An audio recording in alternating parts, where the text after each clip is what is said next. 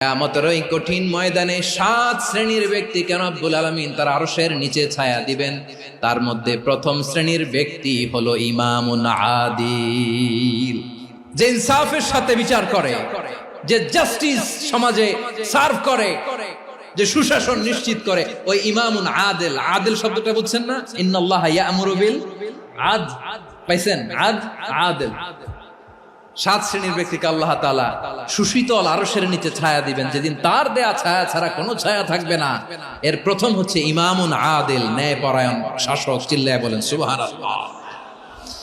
আবার বিশ্বনবী বললেন, ইন্নাল মুকসিতিনা ইনদাল্লাহি আলা মানাবিরা মিন নূর আন ইয়ামিনির রহমান। কিয়ামতের দিন যারা ন্যায় পরায়ণ হিসেবে আল্লাহর সামনে দাঁড়াবে, কিয়ামতের দিন রব্বুল আলামিন তার আরশের ডান দিকে ওই ন্যায় পরায়ণ লোকদের জন্য আরশের ডান দিকে একটা নূরের